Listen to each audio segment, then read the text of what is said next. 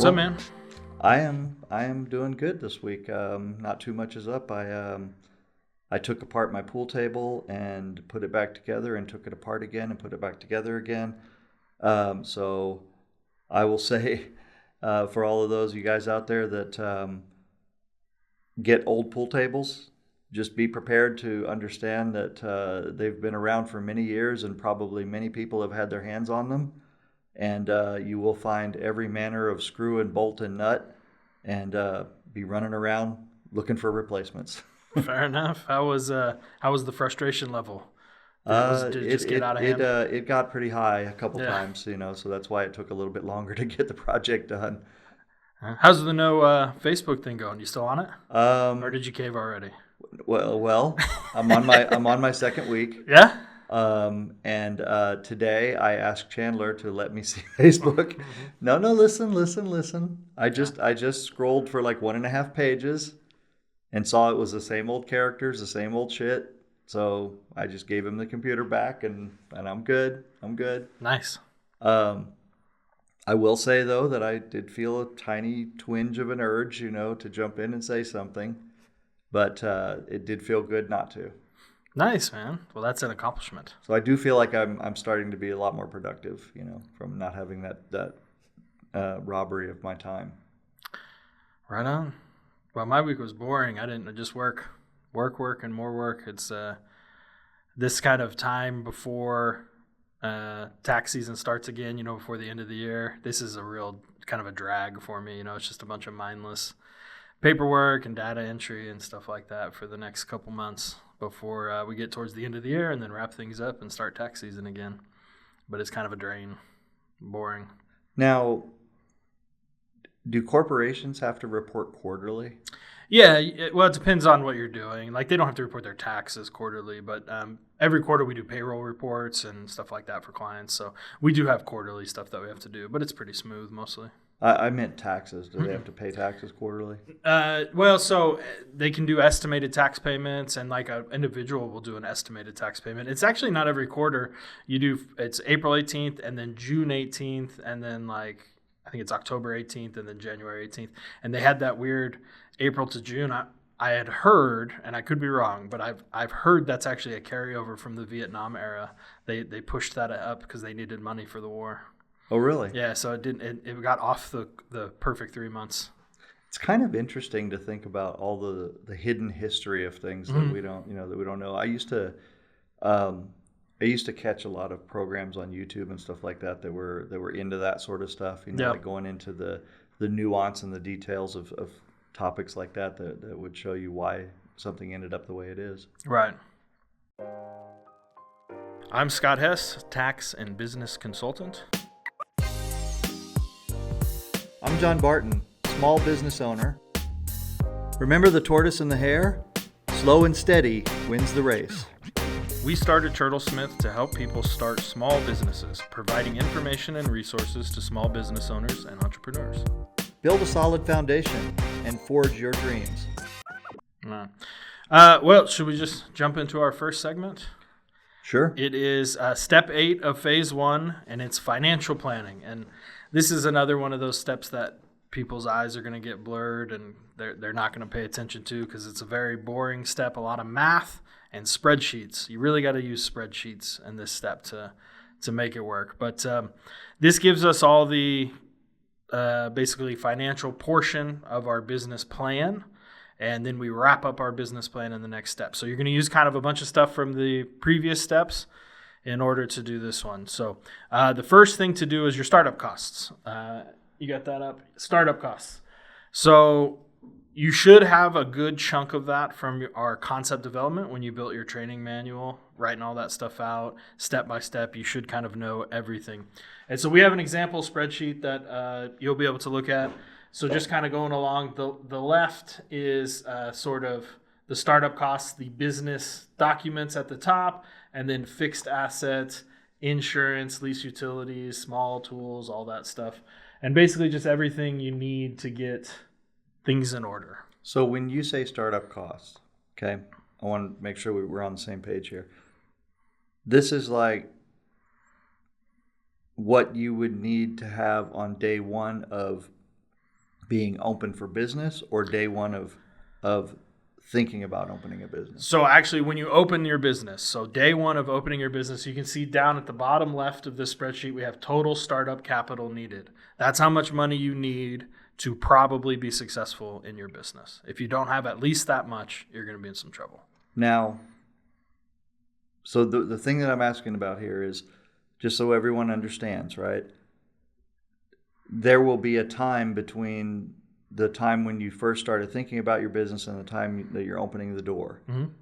The money that you spend before you open the door, are we including that? Yeah, in that's startup all in costs? here. So, That's so all in basically here. we could call it also the development cost Yeah, and stuff. this is all But a this part is of in the that. planning phase to say the moment that you open your door, the official start of your business, this is how much money that you had planned on spending to get it to the point where you're certain that it's good and ready to go on day one. Mm-hmm.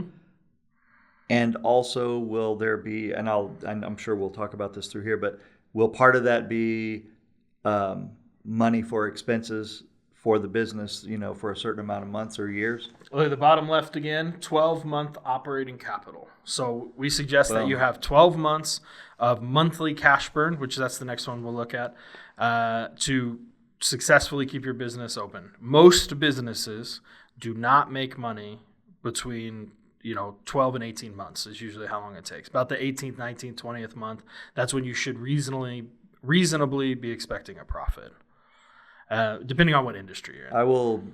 I will say, sorry to interrupt you right there, but I'm just going to mention real quick that throughout the years, there have been many times where we have had to sweat whether we would make payroll or not. Mm-hmm. We've had to juggle paying vendor bills. And none of those times are any fun whatsoever. They're very frustrating. They're very sometimes demeaning, and this is something that, even though you said this will be one of those boring things where people's eyes glaze over, I'm going to tell everybody out there, perk up right now, because this part of it where the money is concerned is extremely important. Well, it's arguably the most important. Yeah. If you don't have the right capital and cash to get going, you'll just fail. I mean, there's so many businesses that I've worked with who started out underfunded and they were trying to put stuff on credit cards or pay it off some other way, and it really, unless you're very lucky and quickly successful, it's a tough road to go down. Ben Franklin said, "He that goes a borrowing goes a sorrowing." There you go. So on the left-hand side, we have our basic startup costs. The business documents are at the top. You need to be important to those, your LLC filing, operating agreements, state and federal licenses, and then make sure you think about any legal and professional help that you also need. The next kind of category on that left-hand side is the fixed assets, which we talk about in the middle. So fixed assets are things like your land, your building, your improvements to your building or lease, auto, equipment, and machinery. And you should list those all out. Like I have the example in green, I have kind of everything listed out that we would need. And that's just a very short, list for as an example. Your list could be just a couple items. If you're doing a service business, maybe you just need a computer or desk. Or if you're opening like a machine shop, you might need 800 different tools. And it's really important that you at least do your best to list them out. The more information that you can give yourself, the better job you'll end up being able to do. So one thing that I did for myself, at least, I want to say that there's a really offensive word on here to me, and it's the word planning, because I just usually don't do that. But one thing that I did was I did set up a sort of a spreadsheet where, a spreadsheet where I put all these costs in, and I set up some of the formulas so that the numbers would change with the inputs. Yeah. And I tried to be conservative with it, so to say as negative as I could be, while still maintaining optimism and trying to give myself a way to do the business. Mm-hmm. And that worked out pretty good, where you can go up and down on certain numbers, right? You might think that you need something, But then if you really look at it and you say, well, this is less of a need but more of a want. So if I really want to get started and get going, let me forego this expense for now, and I'll put that into year 2 or year 3. And I at least had that much discipline sometimes, to be able to do that, to say, let's forego this and wait for it, and then we'll build up to it. Yeah, you should definitely try to be a little aggressive when you're doing your startup cost, and then you'll probably get a little sticker shock when you see the actual total amount you need, and then you can work to scale it back. So, on the far right-hand side, we have the building leasehold improvements. Again, you should list all that out: upgrades to electrical, plumbing, a new HVAC. If you're renting a facility, whether you're renting or you buy a spot, it's almost never exactly how you need it. There's going to be some work that needs, even if it's just painting the walls. So that's another thing that we list out. And then we kind of get our startup costs on the left. But we need to work on our 12-month operating capital. And so if you move over to the monthly cash burn, so there's 2 parts of this. The first is the monthly cash burn, and that is for your business, your fixed expenses. So we talked about fixed versus variable expenses in a previous step, and you should have done a little bit of that work during the feasibility study. In this case, we're going to revisit it and try to get a little more detailed with the more information we learned. So rent, utilities, administrative salaries, monthly advertising budget, computers, dues, and subscription. These are all examples of fixed expenses.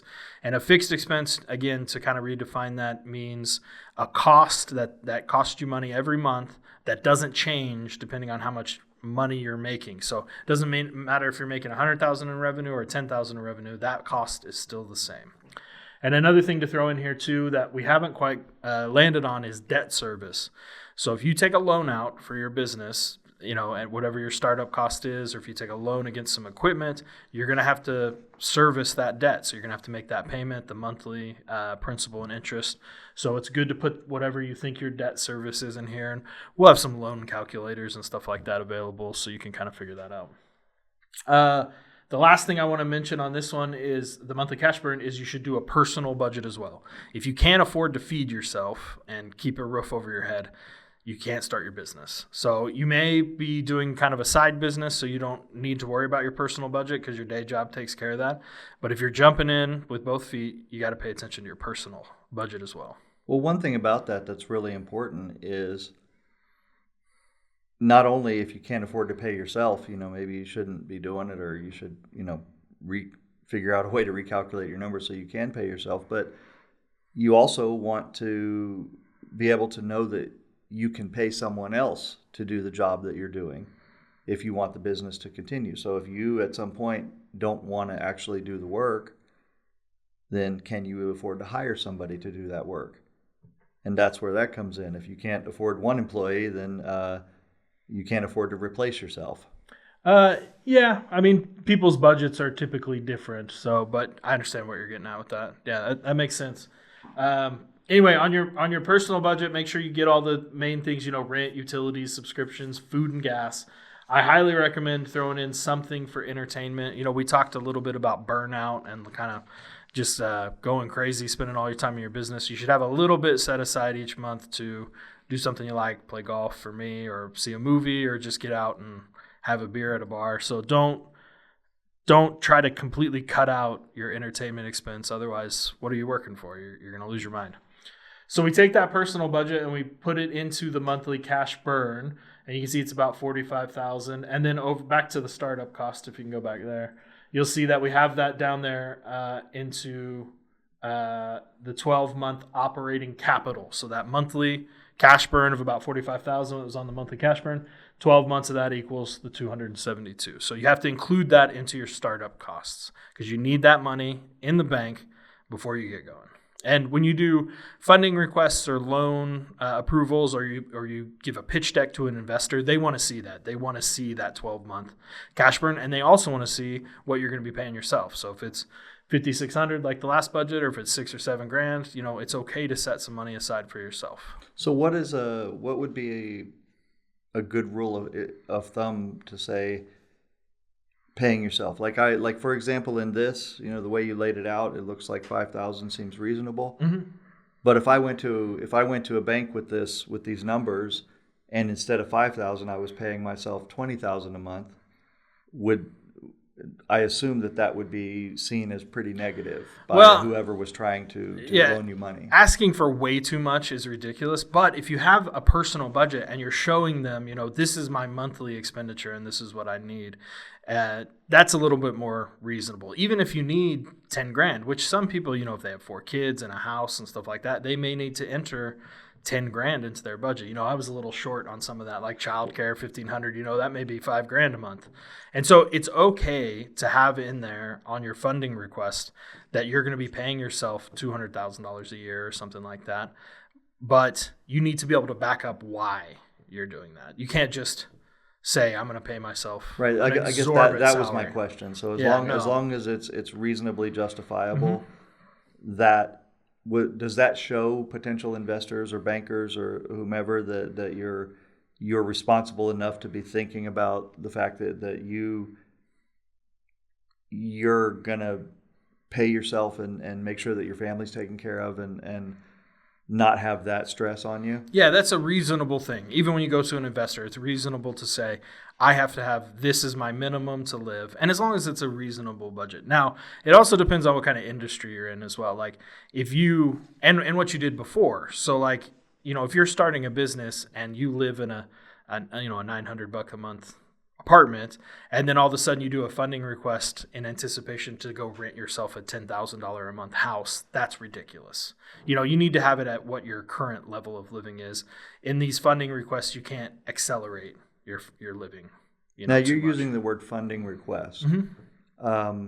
Is that a specific term? Well, it's a term. There's several types of funding that you can get. So, and we put together in the next phase, in this kind of put it all together phase at the very end, this next step is we include a funding request. And there's multiple types of funding requests.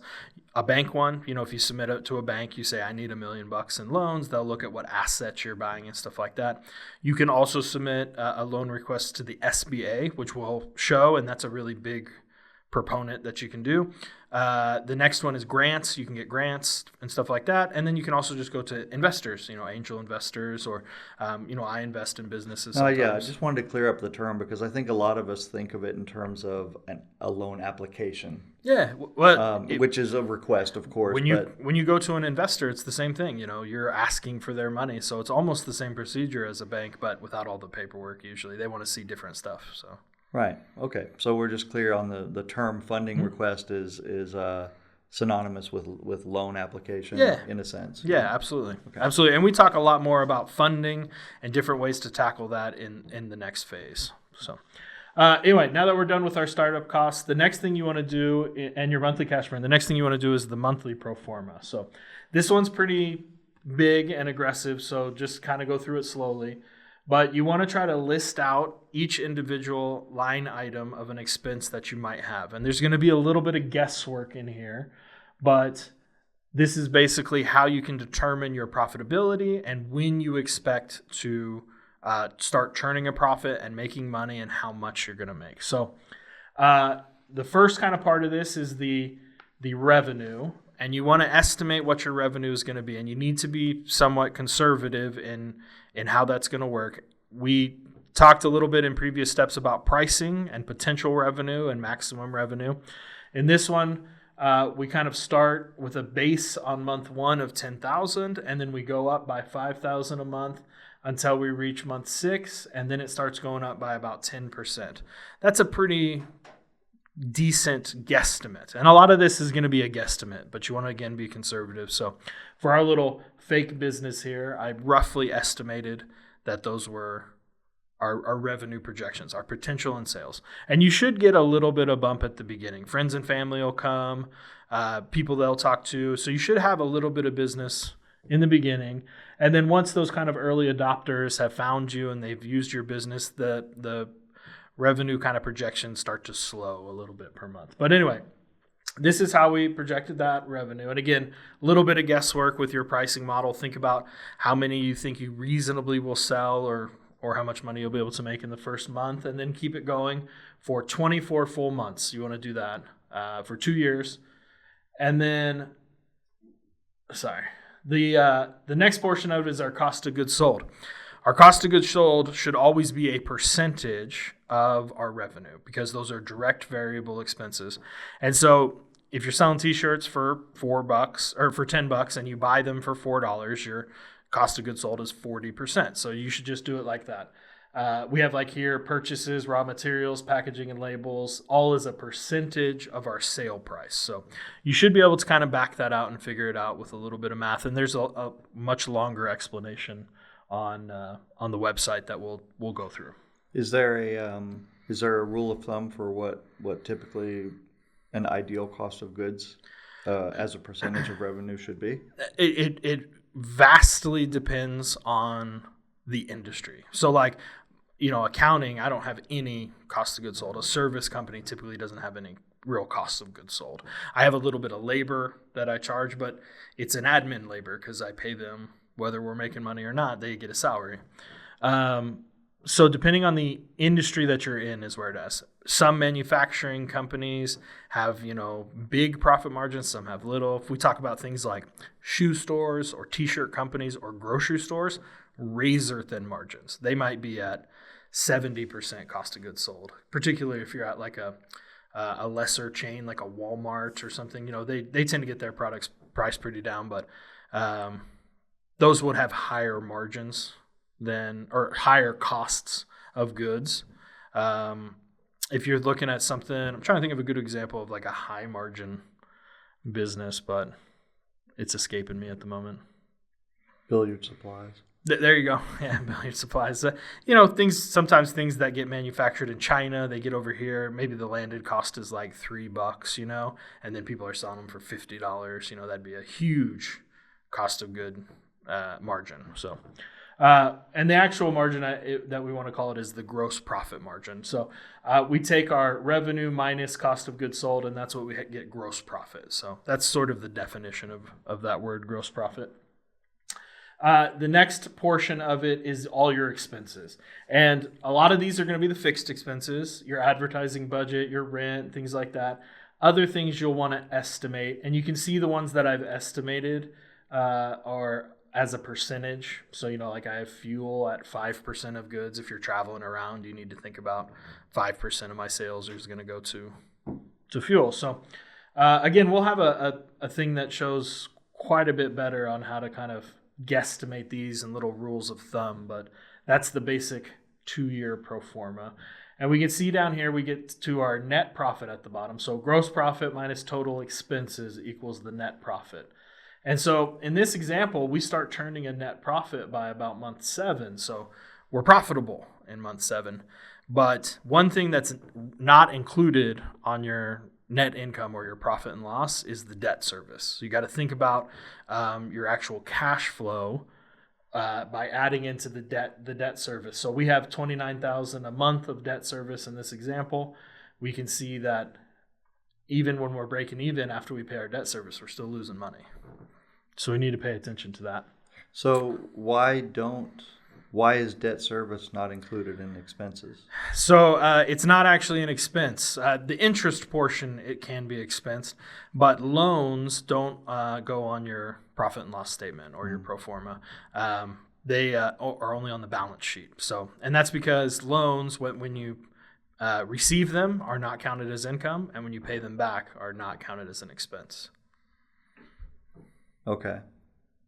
But if we're doing, so you did put it on there as debt service underneath the net profit, so that it's accounted for on the sheet. And you can see the bottom part is cash flow. There'll also be some other things that aren't included in cash flow. You may have some income from like investing activities and other things.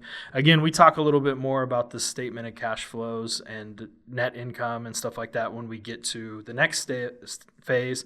We talk about accounting, which that one I'm really going to bore everybody when we get into that deal. So, but anyway, think about adding your debt service and think about anything else that's not typically included on a income statement or a pro forma that would affect your cash flow. So that's the bottom line, is the cash flow.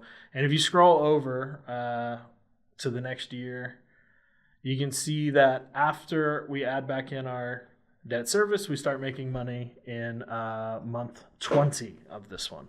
And that's when we start turning a profit, an actual profit, a cash flow profit. Any questions on that or thoughts? No, it makes perfect sense. And again, this is the kind of thing that would have helped me so many times in the last 30 years. Yeah. So, if you're passionate about something, at least be diligent enough to do this type of work so that you don't turn your passion into a frustration, is what I would say. And again, I already said this, but a lot of guesswork in here. So don't think that you have to be perfect.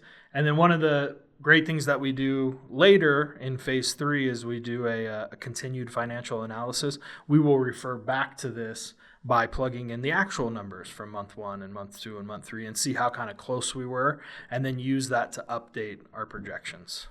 I will say, one thing I'd like to say to everybody is when you're doing these kind of things, and as I said, I've created some spreadsheets of similar, not to this detail, but basically, trying to figure out what the revenue might be, what the profit margins might be, and so on. And there's a tendency, at least on my part, there's a tendency to be overly optimistic and plug in numbers that have a bigger net profit at the bottom line and sooner. And that's kind of a blind spot because, you're excited about getting out there and starting to sell and bringing in all these customers and everything. And it's important to think to yourself, to hold yourself back a little bit, be conservative with the numbers. Imagine a few worst case scenarios, like I'll just give you an example of a beautiful pool room in Las Vegas, 20, 25 years ago. This place was called the Lion's Den. It was going to be the most beautiful pool room in America, maybe the world. Their centerpiece table was a pool table that cost $25,000, and it had like golden carved lion heads for legs and everything, I mean, it was the thing was done just immaculately. Then, the way that we hear the story, the fire inspector came in and basically said, don't know how this building was done, but everything's got to be ripped out and you got to put in a whole new system. And it was like another $200,000 expense or something like that came with this giant building that they were putting this in. Yeah. And they never opened. They never recovered from that because they ran out of money and couldn't find any more money to do this unexpected thing. And so many of us, like we had been invited over there to see the place, in the industry, and we were hyping it up and we were just so eager for it to open, and it just never got there. And the place stood there with $150,000 in tables and fixtures and everything in there, or more. The project cost millions, I think. Yeah. And it just never opened and faded away, and eventually it became a 99-cent store. That's wild. That happens all the time, those things. So when you're going through those startup costs, really think about everything that has to go in. And then oftentimes when I'm doing one myself, I add a little fuck up line. So I usually increase my total startup cost by about 20% just to, in case I missed something or in case I screwed up or whatever, I try to add a little extra in there so I can pad my budget. The bottom line there, it's better to have it and not need it than need 100%. It and not have it. 2 things just to mention on this. You'll notice that in this kind of reasonable one, and again, I made these numbers up, we didn't make money until about month 20. And like you said, you might want to be a little bit aggressive and show profit early and, really try to make everything look, sweeter than it actually is. Somebody who's really knows what they're talking about, has done businesses before, and is looking at your pro forma, who I've looked at hundreds of them, and you show me that you're going to start making a profit in month 3 and millions of dollars by month 10, I'm probably just going to say, okay, bud, good luck, and, and never talk to you again. So having a reasonable pro forma is completely acceptable. Showing that you're going to lose money basically in the first 2 years when you go to a bank or go to an SBA, that's an acceptable level of risk for them. They go, okay, he's going to start making real money in year 3 and 4 and 5, and then by year 10, he's going to make a bunch of money. So the last one we're going to look at is the yearly pro forma. And so you can see I transferred those numbers from year 1 and year 2. And then I just kind of increased things by year 3, 4, and 5, increasing yearly profit by about 30%. Now that's a little aggressive, but just wanted to show some numbers that these are increasing as we go. Every year we make a little bit more money. And if you scroll down, the other expenses start to go up too. You're going to want to think real carefully about things like rent, administrative salaries, your fixed expenses. They are fixed, but they're still going to increase. You're going to need a bigger space maybe. You're going to need more admin salaries. So think about those as they go up. And you can see that our kind of costs all go up. And then by the end, year 10, we're making several $1 million. And even though we lost a bunch of money in the first couple of years, we eventually got to success. And so that's what this kind of planning is and projecting. It all makes perfect sense to me. And starting businesses from here on out, that's how we're going to do it. Yeah. But there's a lot of people, that will tell stories like I have to tell about winging it and going to trade shows with, no money, barely being able to pay the booth space. Getting there, I just had this conversation with Chandler this morning. I spent a whole year and $40,000 developing a website that was geared for dealers where it was ahead of its time. It was literally a notepad. I've told you the story about this, and I was so proud of it, and it worked. It really, truly worked. It was great. It was a way for dealers to be able to easily find the products, add them to their notepad, see all their discounts, get out to the trade show. I had paid for the internet drop. So this was back in the early 2000s. They basically drop an internet line down to your booth. And so I had a little router, right? And I hooked up the router so I could hook up 4 computers to it. And then each one would be like a terminal so people could try it out.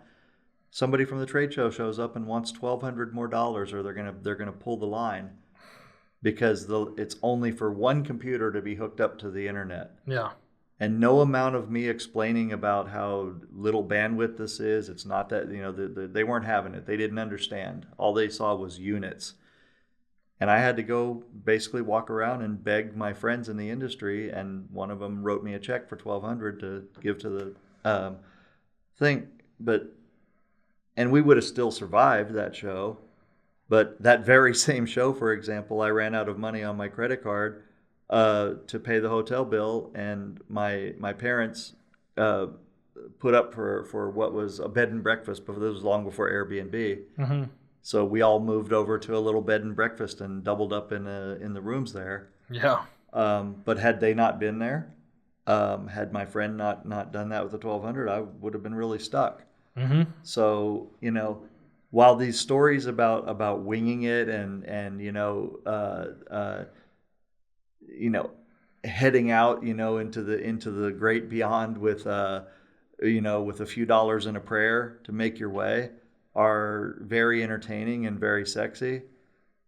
It's much sexier to plan this stuff out and just get your ducks in a row, make sure you can afford to do what you want to do, and give that your full attention, and not be worried about whether you're going to be able to pay the hotel bill or pay, and we like the romantic stories, where somebody says, I started this in my garage, which, by the way, that's not a big deal, starting something in your garage, right? It's completely acceptable.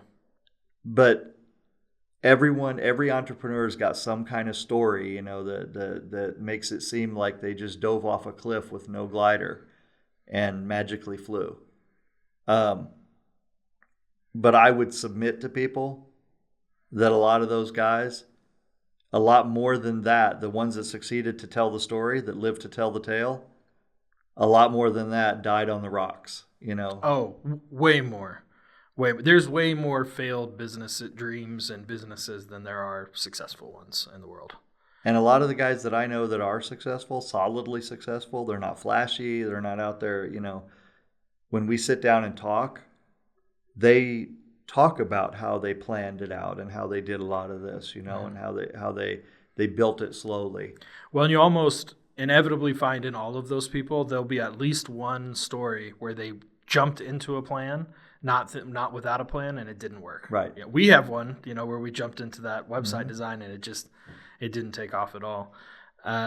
You can do it. You can just jump in and not plan and not do any of this if you want. But I guarantee you, whether you're successful or not, it's going to cost you money. It's going to cost you more money than you wanted. Even if it's, I just didn't plan and I had to take an extra loan or I had to take put something on a credit card, and the interest is going to eat you up, you know. It's just going to cost money if you don't plan properly. You want to hear how bad this story was? Listen, I'm not even finished telling it. Oh, I'm sorry. No. It wasn't that. I hadn't thought about telling this part, but I'm going to go ahead and tell it anyway. So the trade shows in New Orleans, I live in Colorado, right? So I don't even have a trailer. I bought a trailer at the flea market off of somebody that was literally the back half of a 1950s milk van or something, right? Nice. This thing had like it was the most gypsy thing you could imagine. Definitely not street legal. Right?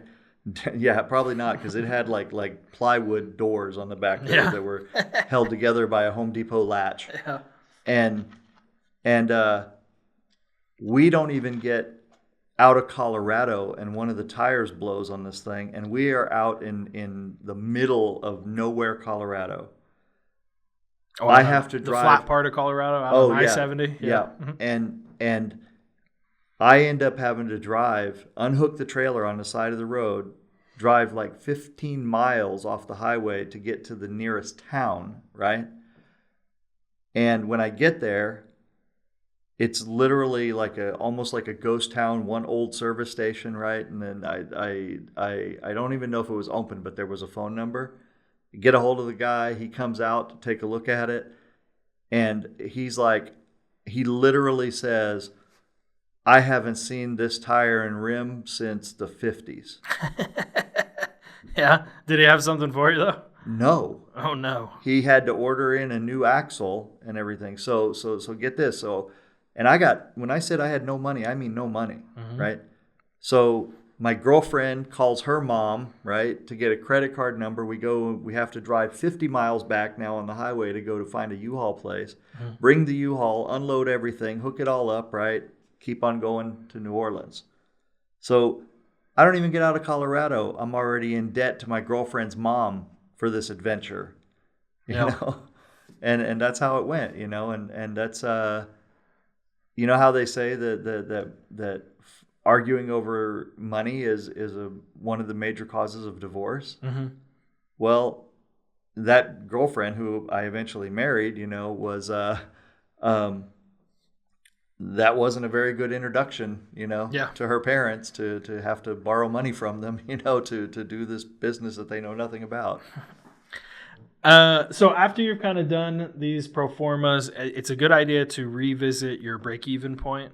We talked about that a little bit in the feasibility study. Now you really want to figure out your target. So you should have all your numbers, and you should be able to figure out, I need to do exactly, you know, X amount of business in order to break even.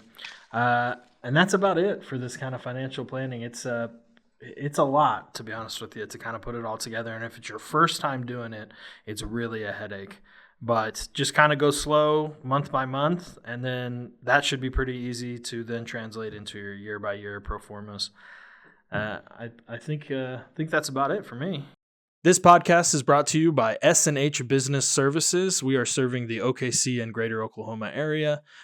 We offer tax preparation, accounting, bookkeeping, and payroll services for small businesses and individuals. You can find us at shbusinessservices.com.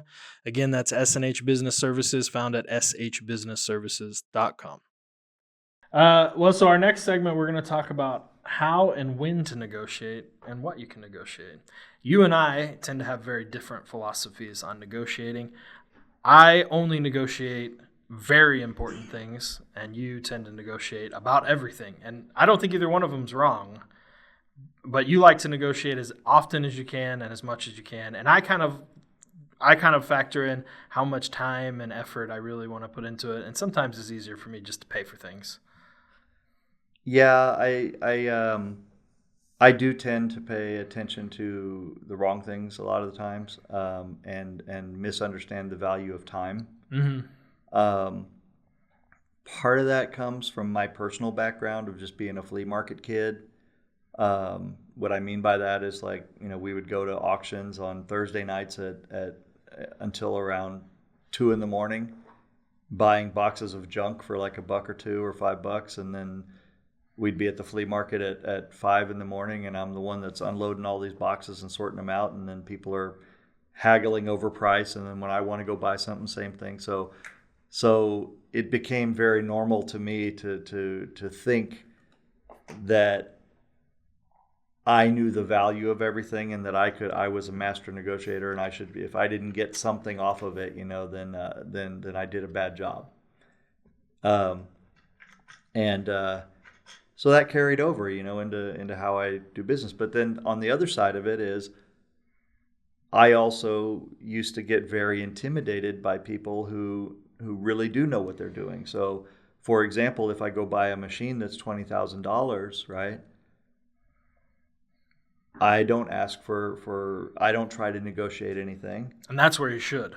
And that's where I should, yeah, exactly. That's what I'm saying. Or it put me into positions against customers, who want to have a lower price, right? And then because I don't, and I'll go a little bit back to the numbers here, but because I didn't understand the numbers well enough, right? I didn't understand how big of a loss a discount represents, how much more product I have to make up that loss. Mm-hmm. So it was very easy for me to let myself be bullied into giving up another 5 or 10% off of the price, another 5 or 10 points on the discount, not understanding that I'm going to have to make 3 times as many items to get back to the profit that I would have had without giving up that discount. Yeah, that makes sense. And then there's also a thought, though, you have to weigh in of, like, would I make the sale without the discount? And so am I selling higher margins? So I'm not giving a discount, but I'm selling less of an item versus I'm selling more of an item with a discount. So it's a little bit of a pricing game. But I'm of the opinion that almost everything is negotiable if you want to waste enough of your time. And so you can negotiate about everything, like all of your startup inventory, your equipment, your payment structures, interest rates are all negotiable a lot of the time. And so there are certain things that you should look at negotiating. And one of the ones that I think people often forget is leases. You can negotiate your lease, particularly if you're starting a small business. You don't have to sign what they give you. You can negotiate that. And not just the price, but also the terms. And one of the biggest terms that we always negotiate is the HVAC costs. A lot of times in leases, it'll say the tenant or lessee is responsible for repairs on the HVAC equipment. We don't sign leases with that in there. The landlord is responsible for HVAC, because that is one of the few things in a rental environment that can bankrupt a company. An HVAC unit here is $25,000. I don't have an extra $25,000 to throw at an HVAC on a Tuesday when it goes out. So I always make sure the landlord has to pay that for that. Well, I'm in that position now with the place that I have, right? Mm-hmm. I mean, when I got the place, the landlord told me that he's responsible for everything on top of the roof and everything under the slab. But when we finally got around to getting a contract from him, which, by the way, I had impulsively jumped into this thing and not even looked at the contract, which, counts as an incredibly stupid move. But when the contract finally came, it explicitly says that I'm responsible for the AC units if they go out, right? Yep. So one of the other tips on leases, too, is that you can get a real estate agent to advocate for you. So, like, you can have a real estate agent help you with your lease. You as the renter can have a real estate agent as well. You don't just have to work with the the landlord's real estate agent. So they'll help you look at the contracts. They'll negotiate terms to be favorable to you. What does that typically cost? It doesn't cost you anything.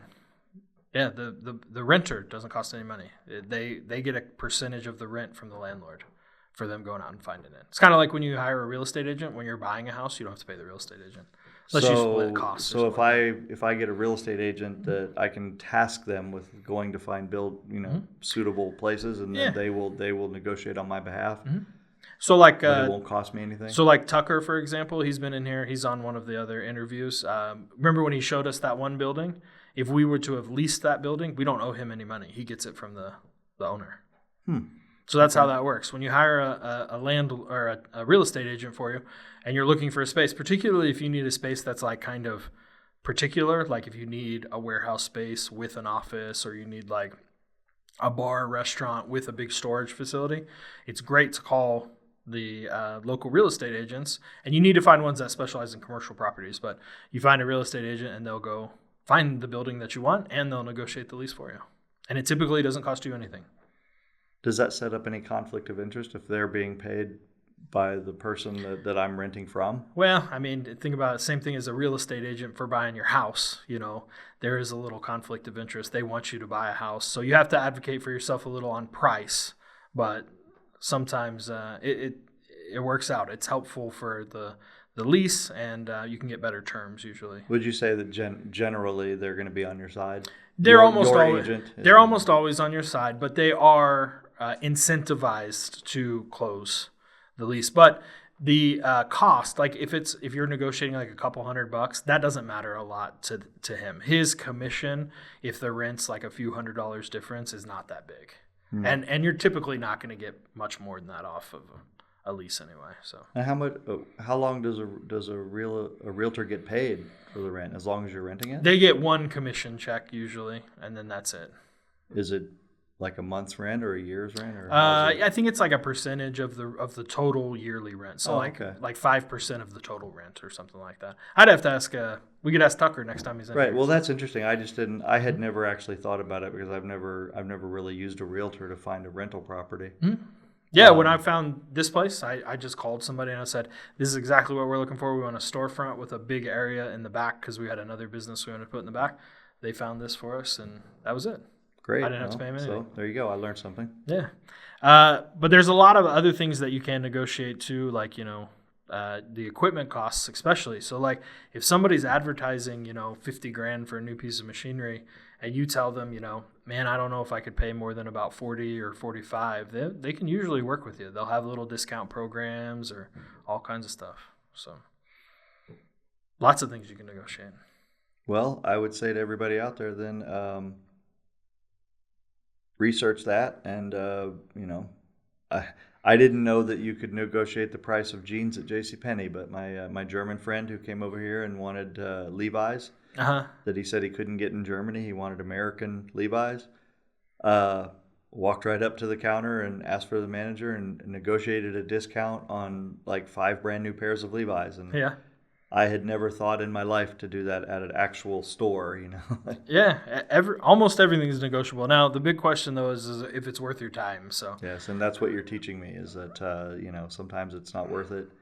And I have successfully used that with my wife a few times now where she wanted to look around, spend some more time looking around for a cheaper option. And I was like, time versus money, time value. And this is time that we could be spending on the beach, for $50 more, rather than spending another 2 or 3 hours looking for someplace cheaper than that we don't even know what it's like. So, for sure. Well, and you should think about your time as a value. So, like, if you think about how much money you make in a year, like if you're working at a job, at Costco or something, and you're making $18 an hour.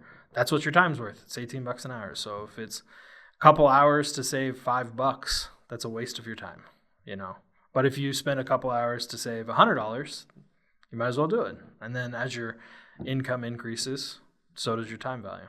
So another thing with that is like when I think back now, all the time that I've wasted doing things, and also time that I've tried to do things that I thought to myself, I don't want to pay somebody to do it, whether it's $200 or $300 or whatever the job costs.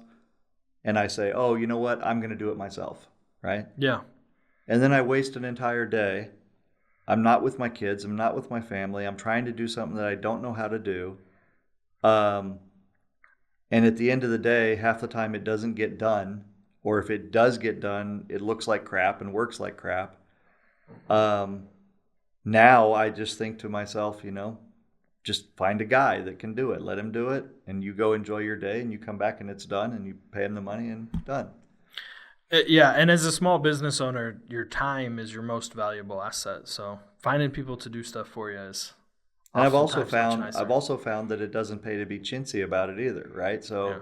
So when a guy comes in my house and he wants to do the job and everything, and he tells me this will be $300, unless I know for sure, right, that this is a way too high a price, because we talk about the plumber that got thrown out here, because he came in with way too high a bid, I guess. Or I don't know that it was that much higher, but yeah.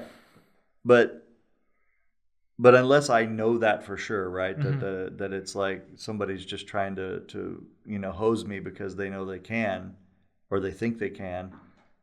If the price is reasonable, then I don't say to him something like, when he says to me $400, I don't say, well, will you do it for $300? Because I feel like that if I don't want that done to me, if I don't like it when people like look at my product and try to lowball me on it, then I don't feel right about doing it to them either.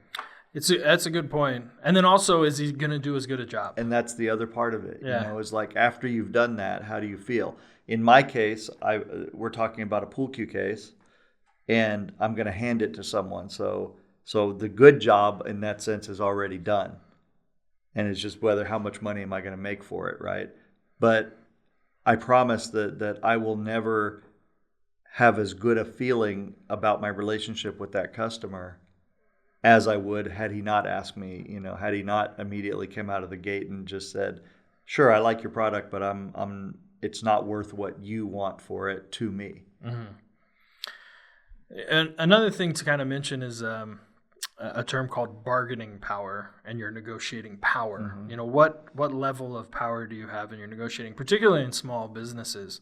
It applies. If you're a small fish and you're buying, 100 products from somebody or 100 items, they're probably not going to be as willing to negotiate as if you're buying 10,000 or 15,000. So the more you're purchasing and the higher your purchasing power, the bigger your bargaining power. And you also have to think too of how many people are in the market that you're buying a product for. If you're buying one thing from a monopoly, basically, like I can only get electric from one company, I'm just at their mercy. They just charge whatever they want. I have zero bargaining power there. But I do have a bargaining power of like where I do my grocery shopping and stuff like that. So. Well, yeah, that's true. I mean, I back when I first got started, again, not knowing the numbers, jumping in, doing stuff, we find myself in a position where I've got no money, but I need to go to America and come to the shows and present my product. And at the time I was in Germany. That's where I started my first business. And we ended up getting hooked up with a guy that had a thriving insurance agency. Mm-hmm. He had 2,000 clients. He was invested in real estate. He had a healthy bank account. And he took us down to his bank, which we happened to have the same bank, but we went down there together because he was now coming in as a partner. And he basically told the bank, if you don't want to extend a line of credit to these guys, then I will just take my money and go across the street to the bank over there, and then we'll see what they have to say. Yeah. And I had been in the same bank, weeks before, begging for money, saying I need to go make this trip and trying to present the case and saying, I even had how big is the market, and all this, and just trying to convince the banker to just loan me enough to get over there and come back, of Mm-hmm. course. And I had gotten nowhere. And when Gunter went in there, that was the guy's name, Gunter Hopfinger. That seems like a very German name. It is a very German name. When he went into the bank, the confidence that he had, the knowledge that he had, He berated the banker right in front of me. And I was like, I didn't in my life think that was ever a thing that anyone could do. Yeah. Yeah. Well, he had a big bargaining power. He did. He had a lot of bargaining power, but he also said one thing that he said to the banker was he said, you guys haven't even taken the time to look at the products that these guys make. You haven't even bothered, because they're so unimportant to you. And he basically said, am I unimportant to you? And the banker was, no, Mr. Hopfinger, of course not, right? Yeah.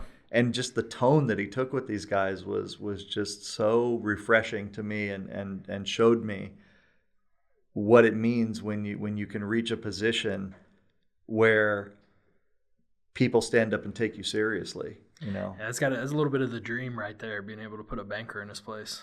Yeah. Well, that time back then, Gunter did it, so. Well, yeah, as a small business, you really got to pay attention to what your bargaining power is. You had none there. Gunter had a lot. So you can think about that, too, when you're doing all your business planning and your startup costs and when you're buying your supplies and everything. Think about, what kind of power do you have to get a better deal or a better price? I always feel like one of the places I always get screwed is at the car dealership. You ever feel like you bought a car for a good price? I always feel like I get screwed. I'm not any good at that. Yeah. I feel like that's an art form that you have to develop. This podcast is brought to you by S&H Business Services. We are serving the OKC and greater Oklahoma area. We offer tax preparation, accounting, bookkeeping, and payroll services for small businesses and individuals. You can find us at shbusinessservices.com. Again, that's S&H Business Services, found at shbusinessservices.com. Well, what are we doing next? Failures and successes? Failures and successes. Well, I've got a couple today. All right. On that. Lay one on me. So one is a failure of letting myself get addicted to social media. Seriously, it's just the last couple weeks, where I've been off Facebook and my mind is clearer. I'm starting to think more. I'm starting to plan more about the future. Starting to feel good. Starting to think about designing again. It's so insidious, and it's an addiction like cigarettes or anything else. Maybe it's a little easier because it's not so chemically driven in terms of like a nicotine or cocaine or something like that invades your cells, but it is a dopamine addiction, right? Mm. It's that the pleasurable. It's like the casino, so that is a failure that I will always have to live with. All the time that I've lost, with not only being able to be creative and spend time with my family.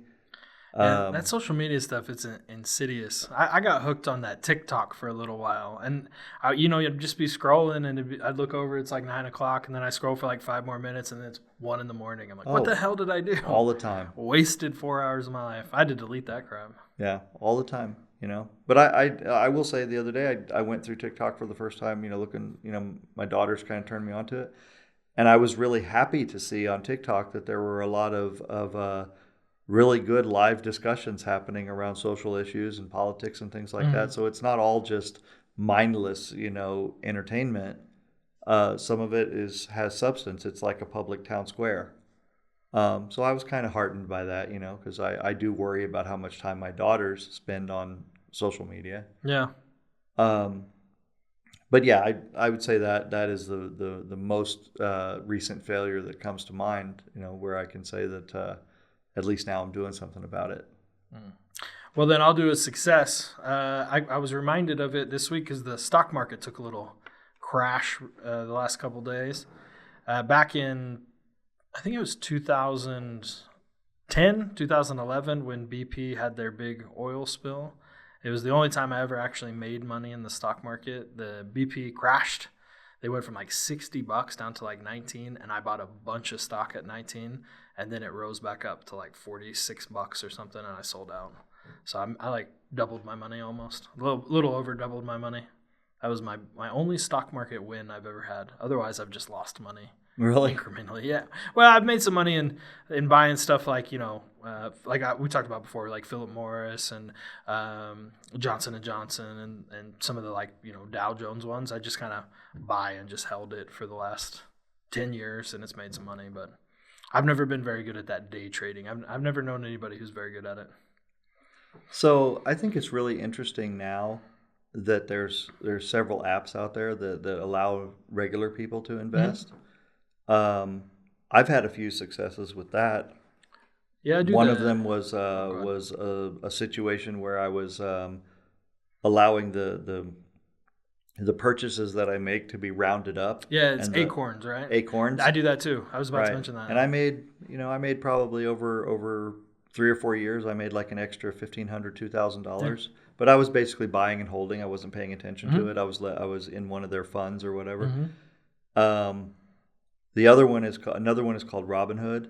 Yep. And I've got like 1,500. I don't know how much I've got in there right now, but it's up, year over year. I think I'm like maybe $500 or $1,000 to the good at the moment. But I don't obsess over it. I just once in a while I'll open up the app. I'll buy a little bit and then I'll just move on. Yeah. But that Acorns I really liked because I like that too. It just rounds up and just accrues. And at one point, I just remember that maybe 2 years after I started it, I looked in there and I was like pleasantly surprised to see that I had like $4,000 in there. Yeah, I should probably start that. Now I should say that I not all of that came from the roundups. It came from once in a while me plugging in another 500 or a couple hundred here and there. Yeah.